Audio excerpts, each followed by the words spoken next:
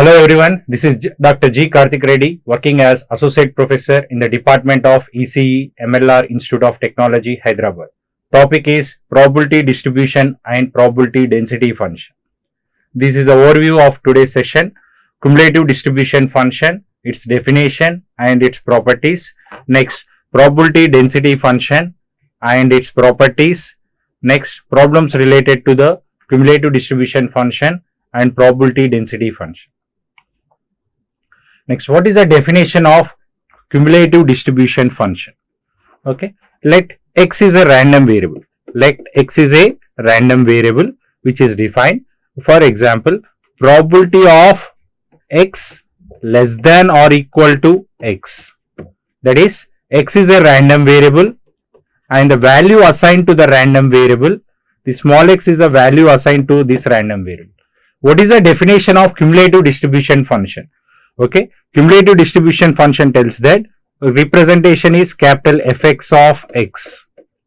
Here capital F represents distribution function, capital X represents random variable, small x represents the value assigned to the random variable. And what is the definition is, which is equal to probability of x less than or equal to x, or we can also tell that probability of x up to the value of x, up to the value of x. Now next here, cumulative distribution function. Here then what is the event? Okay, this x less than or equal to x, x less than or equal to x is the event. Probability of x less than or equal to x is called cumulative distribution function. Means we are calculating up to the value of x, up to the value of x.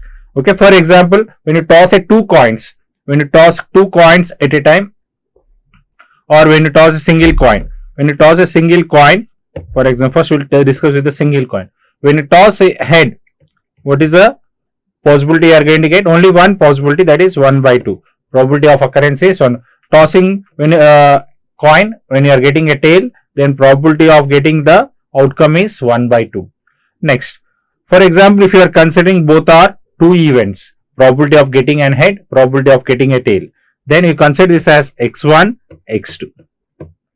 Then what are the events you are having? x1, x2. Okay, this is x equal to x, here x1, x2. x1 is denoted as what? Probability of getting head. x2 is denoted as probability of getting tail. Then what we are going to get? Probability P of x less than or equal to x represents, this is the event, probability of the event. Probability of event is, first one is how much? 1 by 2. Second one is 1 by 2. Then what, for example, I want the probability of x less than or equal to x2. Then before that, what are the values you are having? Probability of x equal to x1 plus probability of x equal to x2. Okay, you are having two instances, x equal to x1, x equal to x2. When you sum it, what you are going to get? 1 by 2 plus 1 by 2. Then you will get 1. That is for fx of x2. Only two events you are having. Okay, these are the two random variables which is defined, x1 and x2. If you want to calculate only fx of x1, then what you are having? Only p of x less than or equal to x1. Then what you are having? That is p of x equal to x1, that is 1 by 2. Getting or not? Okay, this is the definition of cumulative distribution function. Cumulative means summation we are doing for up to the value of x, up to the value of x.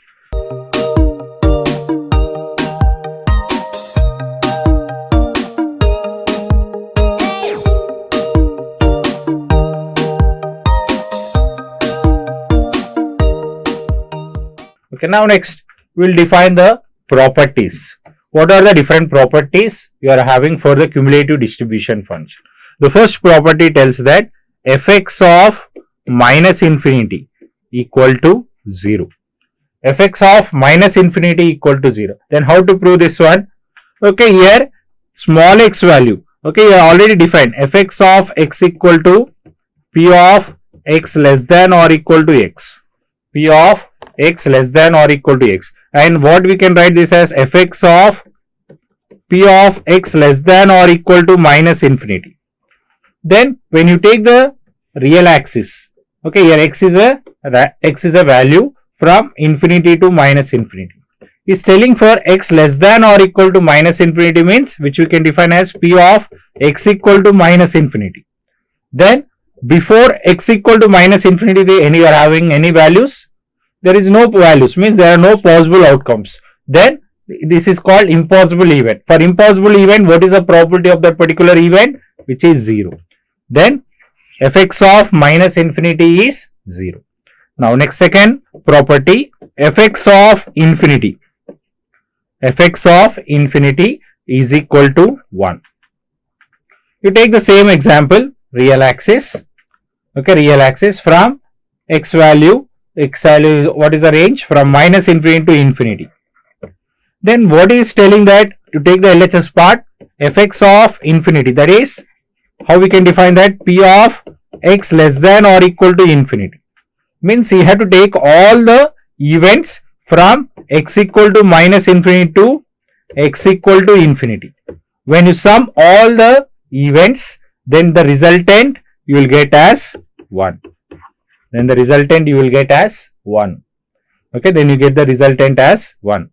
Now next, third property, it is tells that it lies between 0 less than or equal to fx of x less than or equal to 1. Okay, you can take the example, this one. First, you know that probability. Probability is always defined between the range 0 to 1. Here we are taking probability of event. Probability of event means the event lies between 0 to 1. Therefore, fx of x is also lies between 0 to 1. This is the third property. Now next, fourth property. Fourth property tells that fx of x1 less than x less than or equal to x2. Fx of x1 less than x less than or equal to x2. This is defined as fx of x2 minus fx of x1. Okay. Then how to prove this one? How to prove this one? Okay, you are having the definition. From the definition, you know that fx of x is equal to p of x less than or equal to x. Then from the definition only I am taking. First you assume that let probability of x less than or equal to x2. Probability of x less than or x2, you can take the, okay, you can take for both the ranges. For up to the value of x, up to the value of x minus, okay, up to the value of x you can take. Next, you can define for the up to the value of x less than or equal to x. Okay, x less than or equal to x. You consider both are mutually exclusive. Both are mutually exclusive. Then you can convert, then you are going to get p of x less than or equal to x2. When mutually exclusive you are having, then you will get summation. Then what you are going to get? Then this is a p of x less than or equal to x2. P of, here you are going to get minus sign.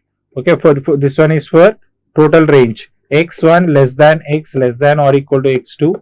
Okay, that is fx of x here minus, okay, you are going to get only this range. Then p of x less than or equal to x1. Okay, when you take the summation, when you take this side, then you will get the again this one.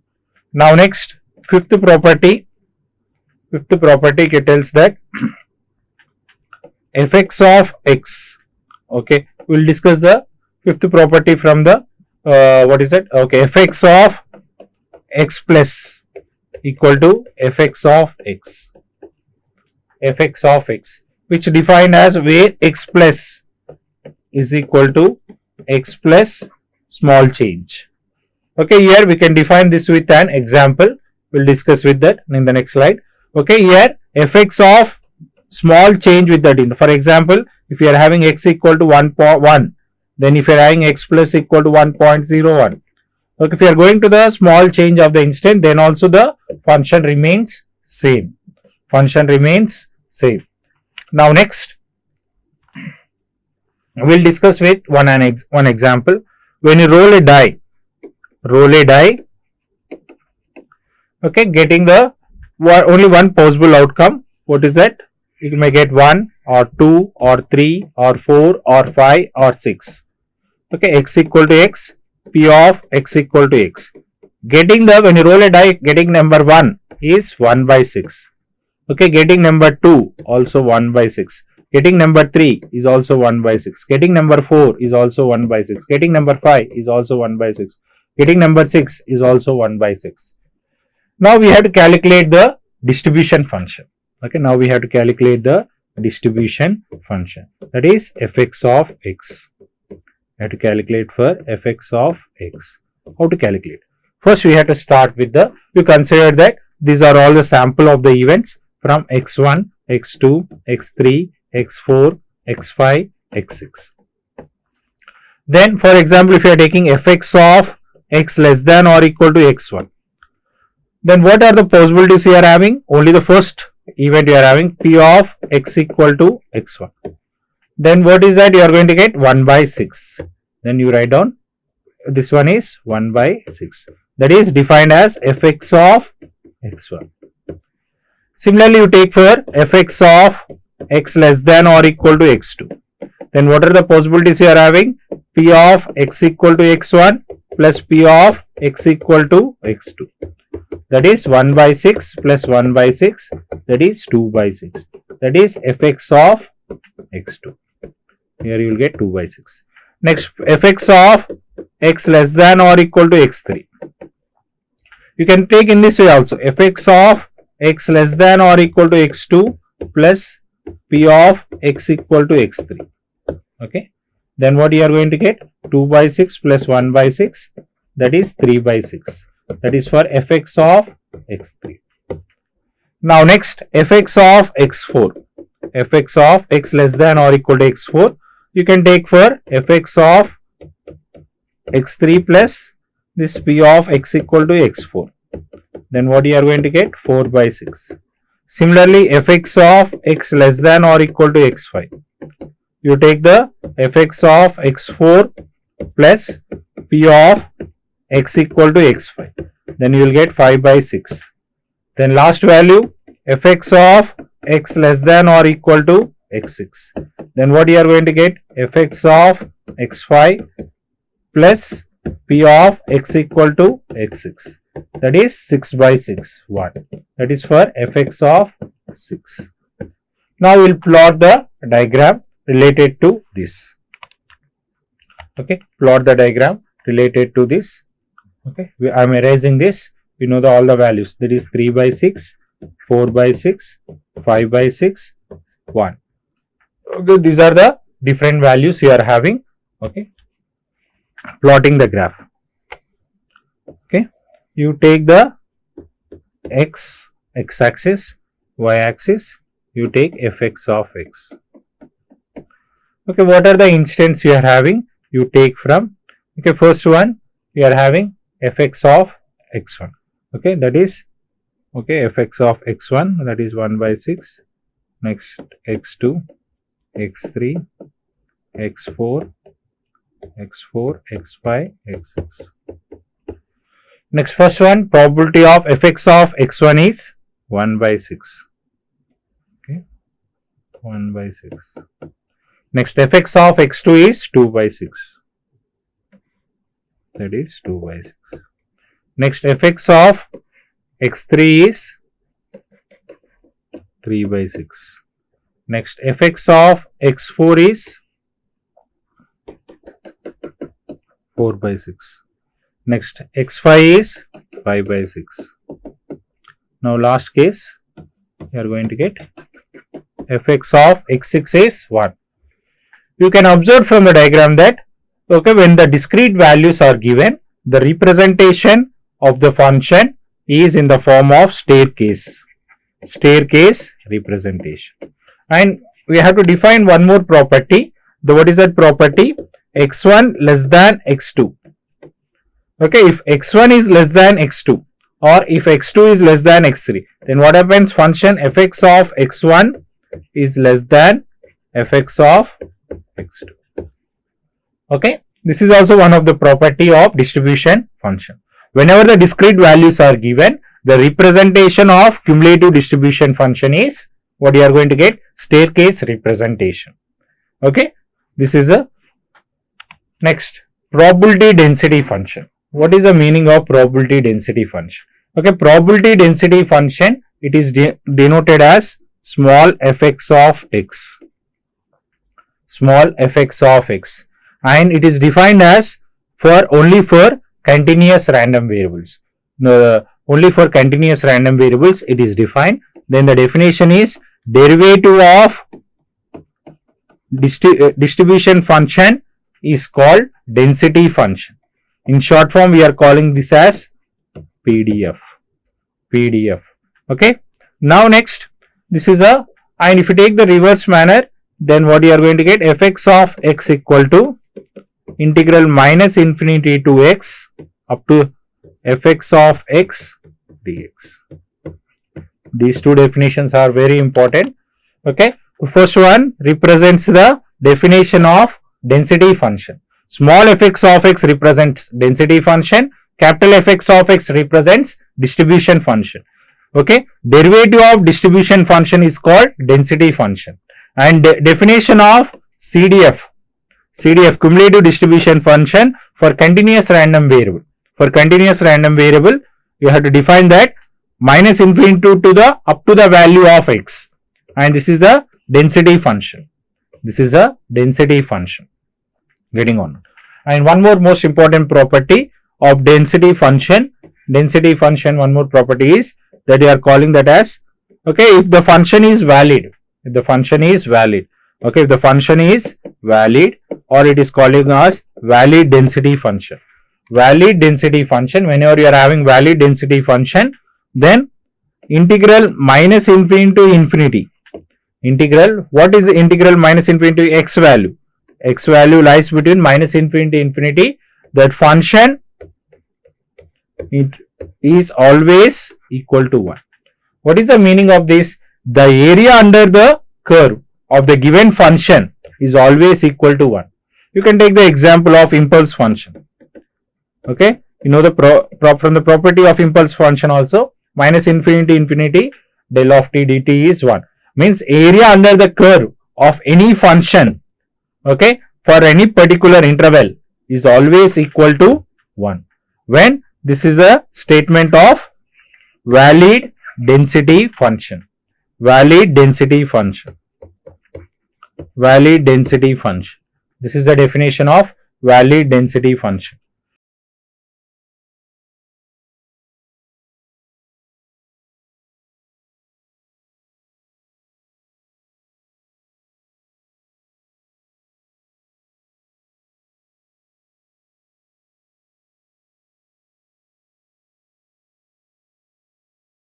Okay.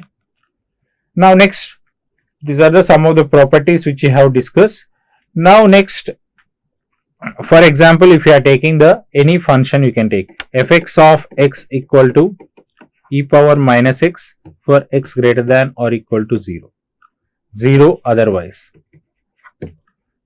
Okay. 0 otherwise. Okay, they will represent with some k. Okay, for example, k is a constant. Check whether the given function is valid or not. You have to check from the general definition is minus infinity to infinity fx of x dx equal to 1. But here in this case, x value is defined from 0 to infinity. You have to mention 0 to infinity k into e power minus x dx equal to 1. Okay, they will ask to find the value of k. Then k is a constant, take outside the interval. Then what you are going to get, 0 to infinity e power minus x dx equal to 1. Then what you are going to get, k equal to k. Here you are having e power minus x by minus 1. Here 0 to infinity. Okay, here you are having minus k value. Here e power minus infinity minus e power 0 equal to 1. Then minus k. Then what you are having, e power minus infinity 0 minus 1 equal to 1. Then what happens, k equal to 1. In this way, you have to calculate if they mention some constants in the functions. Okay. Now next, we are having one more one. Okay, distribution function. Distribution function is valid for both continuous random variable and discrete random variable, whereas density function is valid only for continuous random variable. Okay, in discrete random variable we are calling that as probability mass function. Probability mass function, in short form PMF. Okay, what it is defined means, okay, here X is, okay, PMF value, we are having two condition, that is X value must be always positive and the summation I equal to 1 to n P of Xi is always equal to 1. Okay, these are the two statements which you are having for the probability mass function. Probability mass function is only defined for discrete random variables. Density function is defined for continuous random variable. Distribution function is defined for both continuous random variable and discrete random variables. Okay, these are the examples. Thank you.